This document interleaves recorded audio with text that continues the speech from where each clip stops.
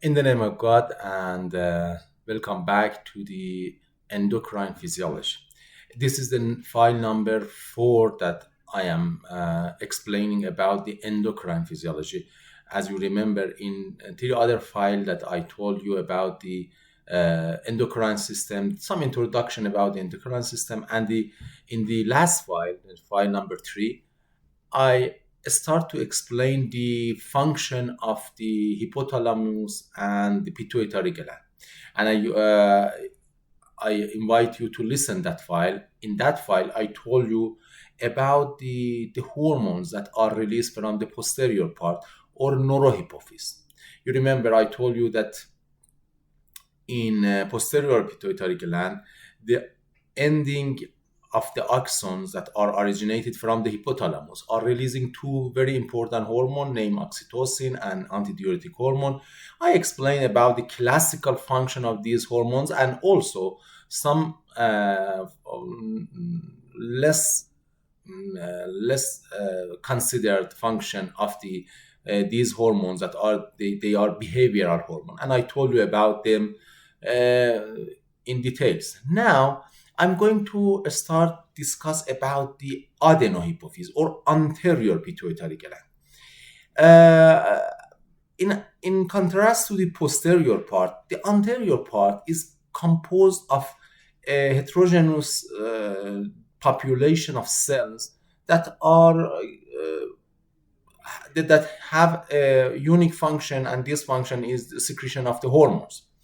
And as you see, these cells are named differently, and they have different, even different staining properties. Some are acidophile, some are basophile.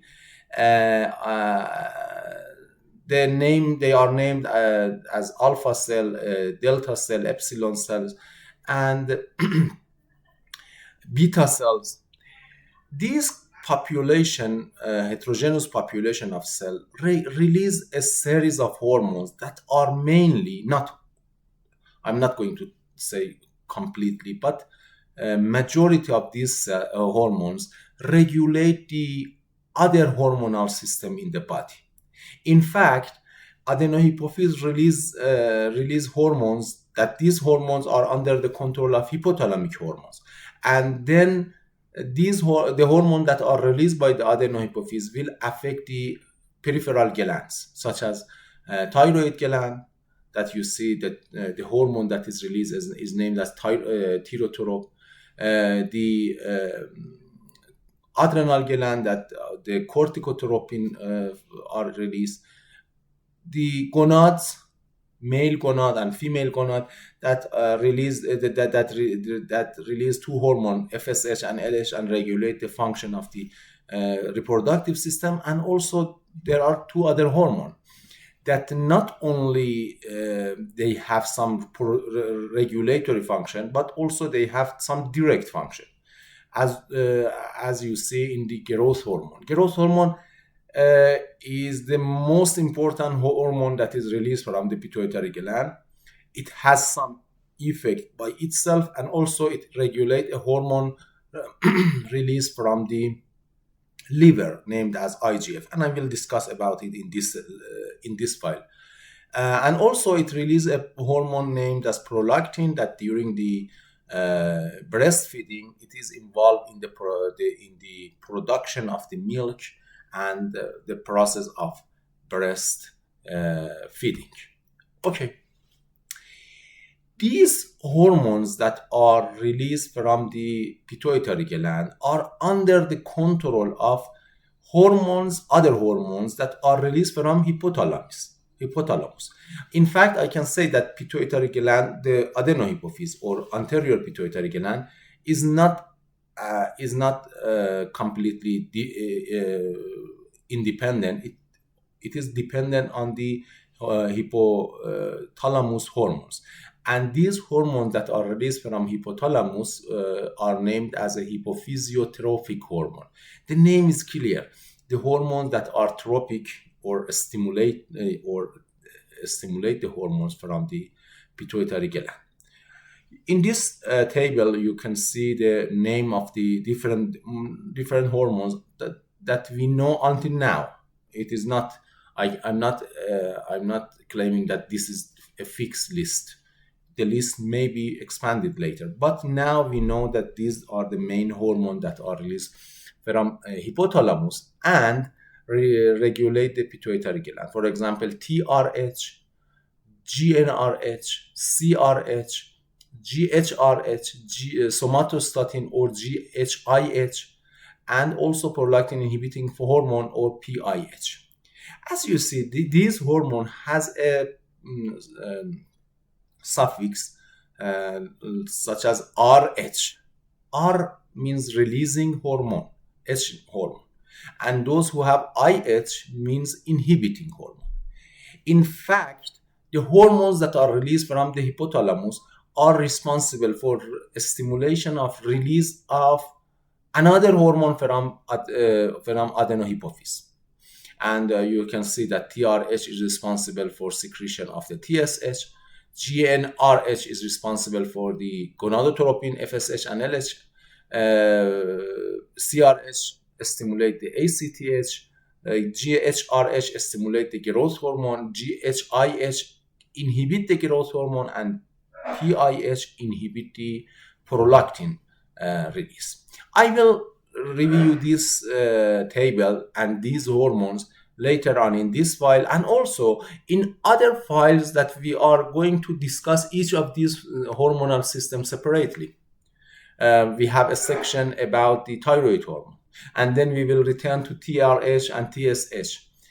We have a section about the adrenal hormones. Again, we will return to CRH and ACTH and cortisol. Therefore, let's go forward with this file. Okay. One point that we have between the hypothalamus and pituitary gland, anterior pituitary gland, is the connection that we have between the hypothalamus and anterior pituitary gland. I told you that there is an anatomical connection between the hypothalamus and pituitary gland, but the axons do not reach to the axon do not reach the anterior pituitary gland. In fact, hypothalamus release some hormones that enter the blood, and then through the blood circulation will reach the anterior pituitary gland. Completely endocrine fashion, not neuronal pathway. Okay.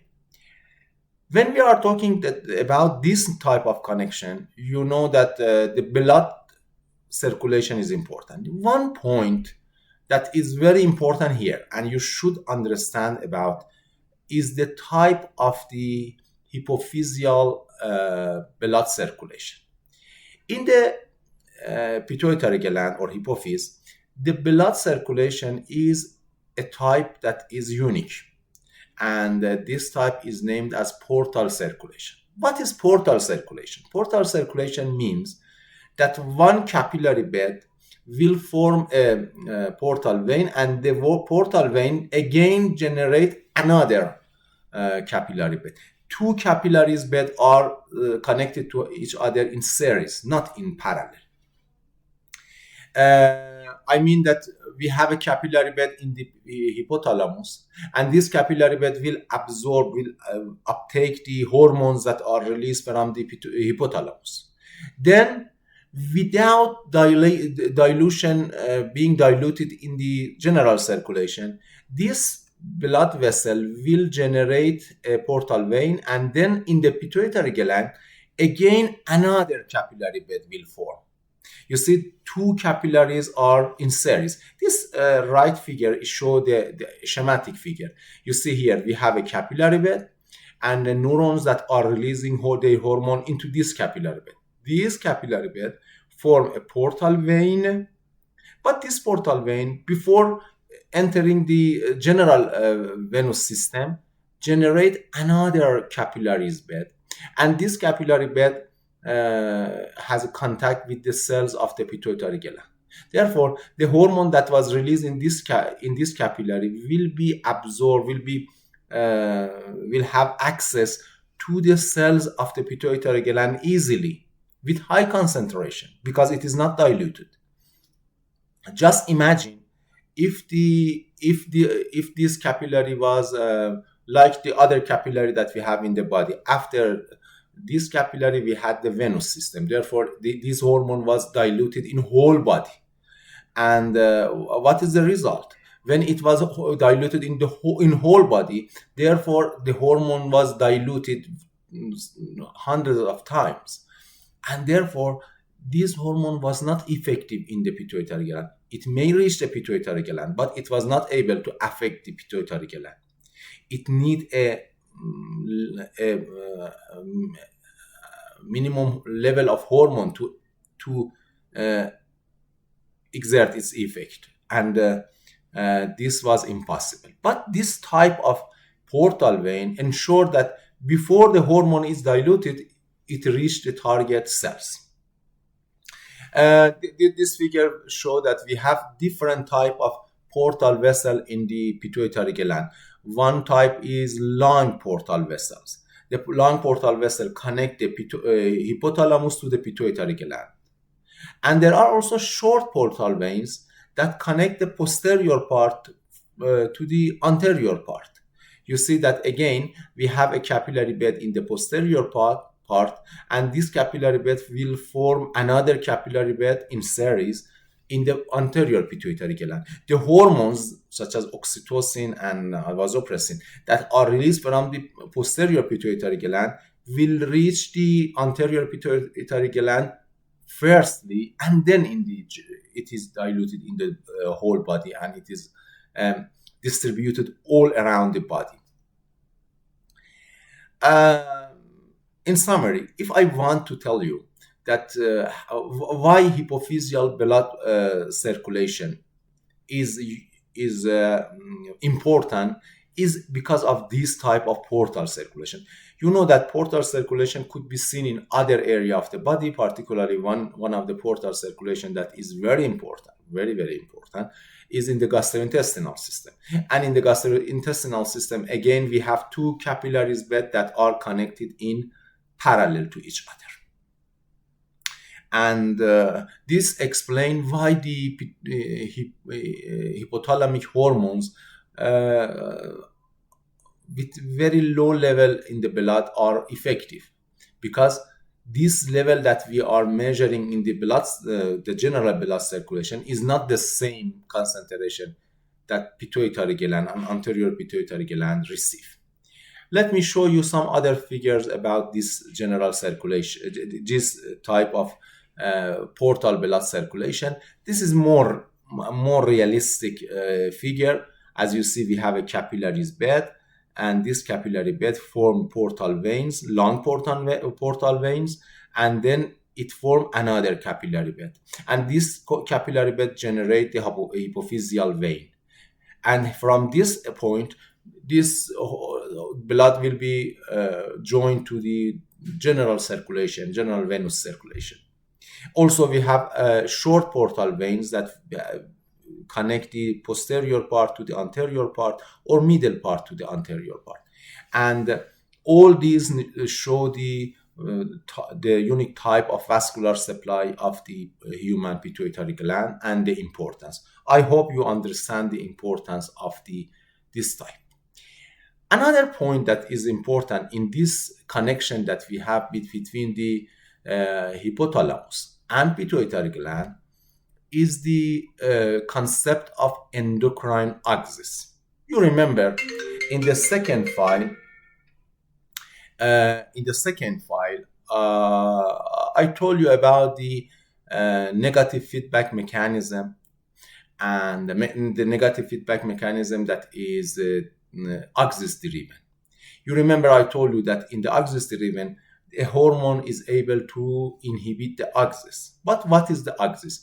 This endocrine axis that I mentioned that time is the product of the connection that we have between hypothalamus and pituitary gland. And this is named as endocrine axis. Hypothalamus release some hormones that you see that it has a suffix of RH or IH. And these RH and IH hormones will affect pituitary gland. In the pituitary gland, the hormones that are trophic hormone will be released. And these hormones will be distributed around the body and affect target glands in the periphery. And this peripheral gland will be stimulated by the hormone that is released by pituitary gland. Then the hormone will form a long loop and short loop to inhibit the pituitary gland and hypothalamus, and also we have short loop between the pituitary gland and hypothalamus. This way of arrangement that we have between hypothalamus, pituitary gland and gonad, hypothalamus, pituitary gland and thyroid gland are named as endocrine axis, and sometimes they are abbreviated HPA, hypothalamus, pituitary, adrenal, HPG, gonad, HPT, and this is the concept of endocrine axis that I told you about, the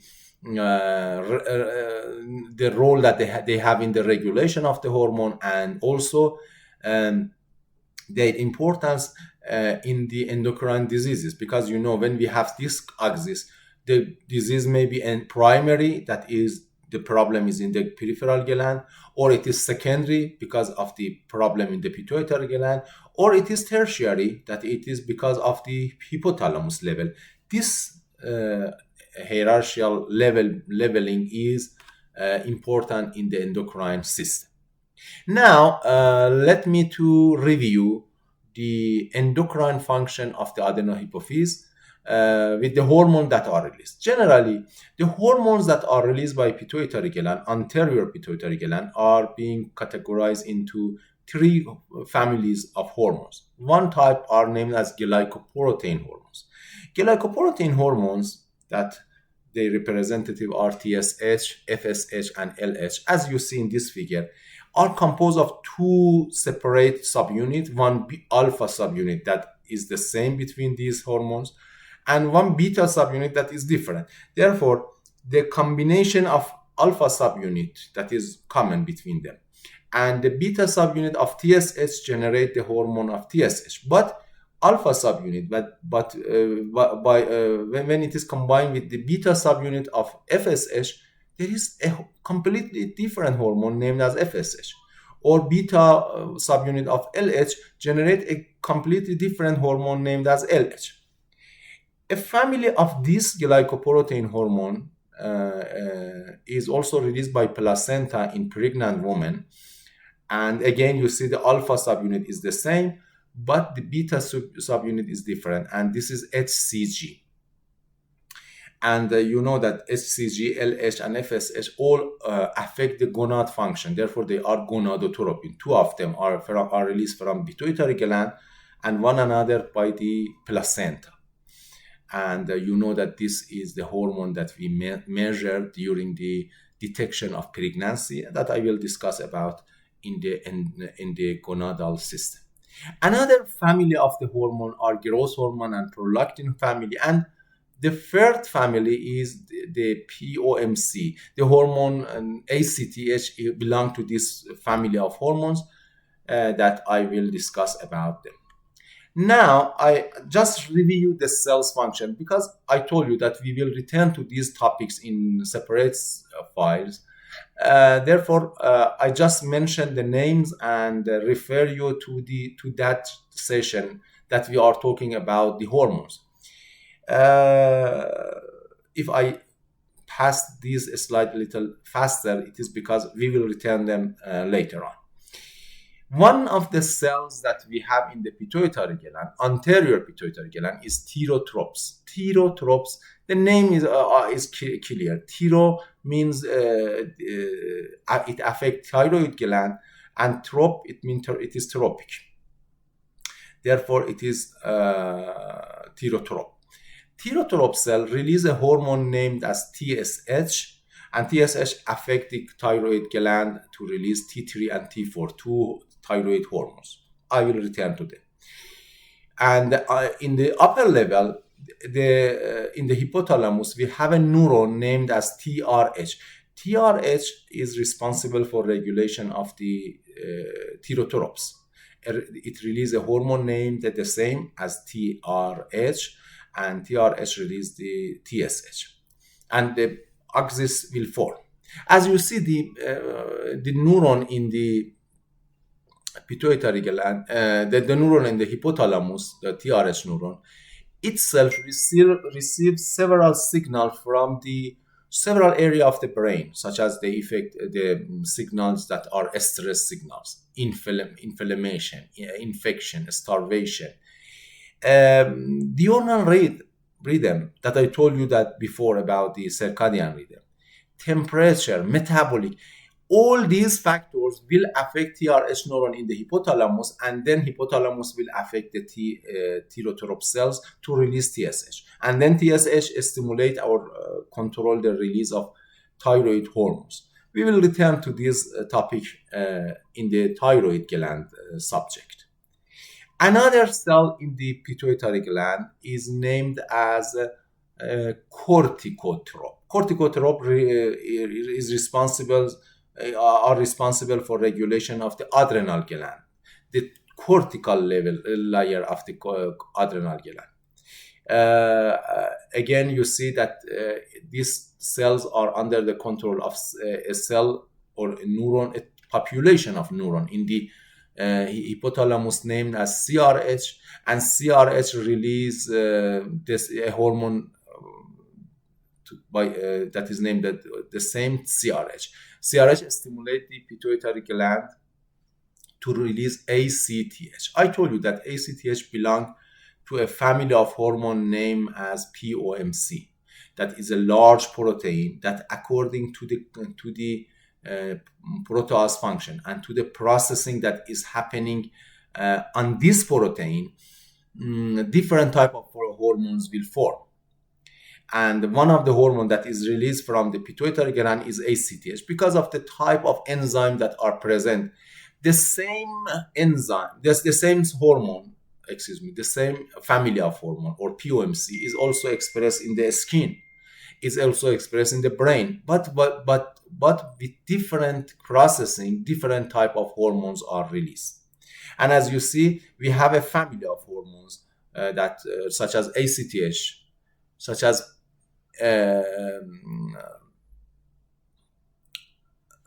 such as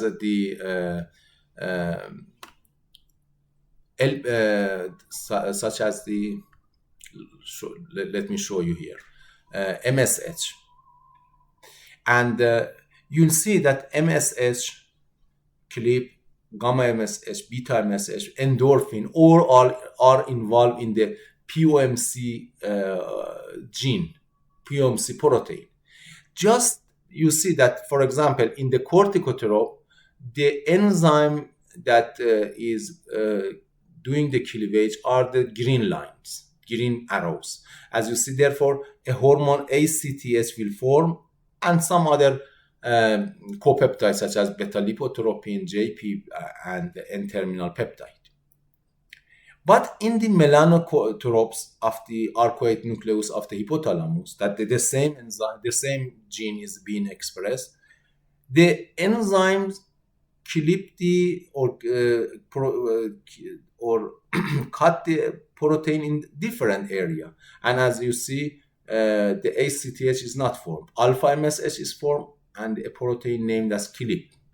Alpha MSH is responsible for and beta MSH are responsible for regulation of the food intake, and in the skin they are involved in the darkening of the skin because just because of the different processing that happen on this gene. I will return again for the corticotropes, for the cortisol, ACTH, and their function in the adrenal gland later on in other sections.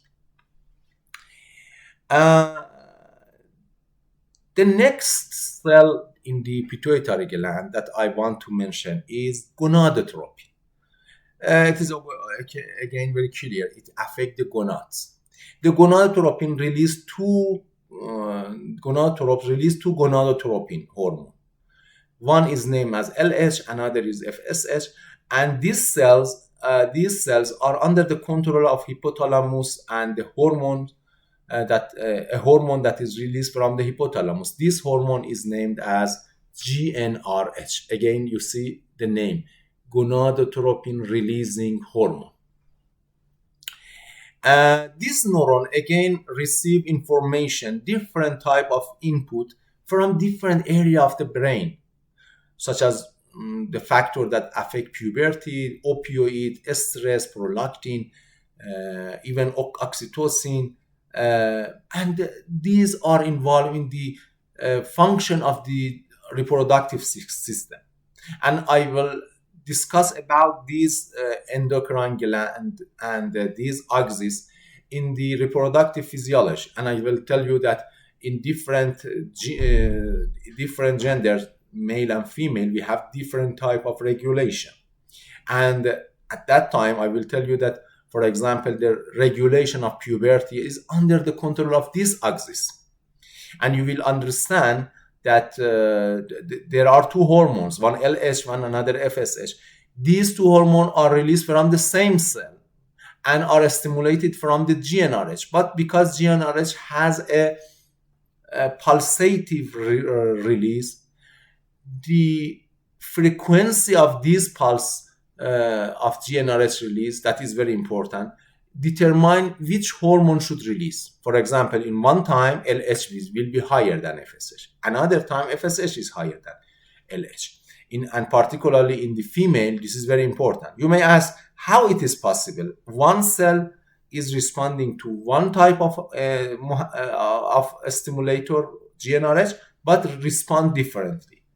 As you see in this figure, when GnRH pulses are fast, for example, every 1 hour there is a pulse, LH release will be higher. When the GnRH release is much slower and the frequency is lower, for example, every 3 hours we have a pulse, then FSH will be released. And this is the key factor in the regulation of GnRH and LH, differential release of GnRH and LH that I told you. You can see this figure, and as you see, we have one pulse per hour, therefore LH is higher and FSH lower. One pulse per 3 hours, LH will go down and FSH will go up.